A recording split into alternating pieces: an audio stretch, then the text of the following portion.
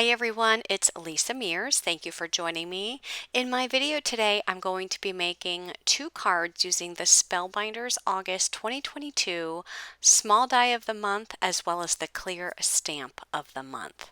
So to get started, I want to show you what these stamps and dies look like. This is the small die of the month. It is called Outline Sentiments and contains several sentiment dies as well as some flower dies, which you'll see here momentarily. But the dies for the words contain the shadow as well as the top layering piece, and there are words such as cheers, hello, congrats, thanks, you, and for. So you can say for you. And in addition to the words, you also get these flower dies. There's some leaves, there's some stems, and then there's a couple flowers. There's a small one and a larger one, and then there are the centers for the flowers.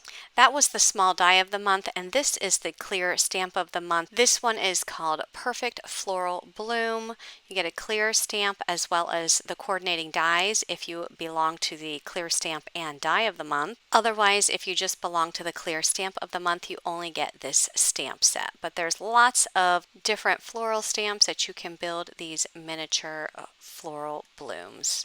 And if you're interested in finding out more about the Spellbinders clubs, I will have a link down in the description box below. And there are many more clubs than just the 2 that I'm showing here. There are several different ones, including a card kit, a glimmer kit, as well as a large die of the month and more. So for my first card, I'm going to be die cutting the dies that go with the stamp of the month. And I just laid all of the dies out here on some white cardstock, and I'm running them through my die cutting machine. I'm going to keep all of these pieces together. I'm going to go ahead and remove my cutting plate. I'm going to take out my Misti, and I'm going to be using my Scrapbookcom Transparent Mat. This fits perfectly inside of the Misti, and it has an adhesive film on the front, so I just peeled back the protective layer to expose the stickiness, and now I'm actually going to take this piece that I die cut, and I'm going to pop it here on this sticky mat so that it sticks to it. And I'm going to pop all of these die cut pieces back in the holes. Next, I'm going to go ahead and take my magnets and pop them down on that white cardstock. You really don't need them because this is a sticky grid and it will hold that cardstock, but I just wanted to hold the outline piece in place because I definitely did not want any chance of that moving, and I just used my fingers to press down all of those die cut pieces so that they stick well to that sticky grid. Next, I'm going to take the stamps that match the die cut shapes and I'm just going to line them up on the cardstock, and I'll be stamping down these images directly onto these die cut pieces. So this is the easiest way of doing this. If you were to stamp these images out first and then die cut them, you may have some difficulty lining up your die cuts with the stamped images simply because these are layered stamps. So the stamps actually have multi-layers to them. So you have not only the flower portion, you have the leaf portion, as well as the stem portion. So you want to make sure that all 3 of those layers are lined up perfectly, and by stamping down onto the die cut pieces or the die cut shapes, you can ensure that they are lining up. Okay, so I am using Scrapbookcom inks, and for the green ink, I'm using the Guacamole. I did stamp the green ink down multiple times just to get a darker impression. The more times you stamp it down, the darker the ink will be. And then for the large flower, I'm using Surfboard, and for the small flower, I'm using Rubber Ducky. And I waited to do that middle flower just because that stamp was too close to the others and I didn't think I'd be able to get my ink pad in there. So once I finish the 2 outside flowers, I come into the middle one and I stamp that down with Carnival Pink. Okay, so next I'm going to go ahead and line up the tops of these leaves, which is a small flower, lining up those smaller flowers. I have orange cream ink And I'm also using the rubber ducky. That is the yellow color. For the stem at the bottom with the berries on it, I'm using the Cardinal Red ink pad. And next I'm adding the stems to all of those leaves. I'm just lining them up, and then I'm going to use a darker green ink for those. And the ink I'll be using is Olive.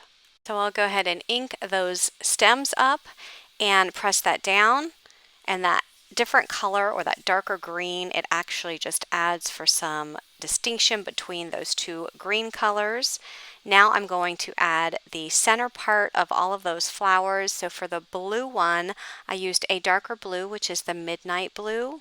The middle one, that reddish color, I used Havana Red. And then for the yellow flower, I'm also using Havana Red. So once all of those are stamped out, I'm going to go ahead and remove them from my Misti. And here's a closer look at all of these stamped flower images. So I have a piece of cardstock that I die cut out of this rectangle layering die. This is from the Spellbinders A2 Precision Layering Die Set. I'm going to emboss it with this Spellbinders 3D embossing folder. This is one of the new ones that they recently came out with. It's called Leafy. So I'm just going to put my paper here in the middle of the embossing folder, and I'm going to go ahead and run this through my die cutting machine. I am going to be using the brand new Spellbinders Universal Plate System because you get a really good impression with this new system. So I have the platform base on the bottom, followed by the embossing folder, and then the adapter plate on the top. And I'm going to run this through my die cutting machine. And if you want to see a tutorial of how that universal plate system works, I will link it here at the top right hand corner in case you want to watch that. But take a look at the beautiful embossed background of this white cardstock. I'm going to be using a piece of pattern paper from the Spellbinders Butterfly Sparkle paper pad. This paper comes with the August 2022 card kit, but if you don't have the card kit, you can purchase this paper pad separately, and I will have a link to that in the description box below. I'm also going to be bringing in the word thanks from the small die of the month. So I'm taking a piece of white cardstock, adding some double-sided adhesive tape to the back, and I'm going to run the word thanks through the die cutting machine. I also ran the shadow layer through my die cutting machine on black cardstock, so I'm going to layer the white words on top of that black shadow layer. And I do suggest using some double-sided adhesive tape on the cardstock because you can see how thin and intricate that word die is. You can see how thin those letters are. So I definitely didn't want to try and add glue to the back of those letters. So I did cut down that polka dot paper to 4 1/8 by 5 3/8. I'm going to go ahead and add this embossed background right to the center. And then I'm going to add the word at the bottom, but I'm just arranging everything on the cardstock right now. I always like to arrange everything, and then once I have everything in place, I will put glue on everything at once. So I'm just putting everything where I want it. And then I'll go ahead and come in with my glue and add glue to the back. And when I add glue to all of these die cut pieces, I always like to start with the bottom layer first. So I'm going to add the leaf first, and then that small yellow flower, I'm actually putting a foam square on the back so that it pops up. And then when I do the large bouquet at the top left, I'm going to start with the leaves underneath the larger flowers, glue all of those down, and then I will add the larger flowers. I will add the blue flower flat to the card. And then that red flower I'm going to pop up with foam just to add some dimension. And the foam squares that I'm using are ones that are included in the Spellbinders monthly card kit clubs. So next, to finish up this card, I'm going to add this layer to an A2 size white card base. An A2 size card base measures 4 1/4 by 5 1/2 inches. So moving on, I'm going to be working with the small die of the month, and I'm going to be die cutting the flowers, and I'm going to be using this paper pad. It's the Sherbet paper pad from Scrapbookcom, and die cutting all of my flower dies and the leaf dies and the stem dies using the papers in that pad. So here I'm just showing you what I've die cut.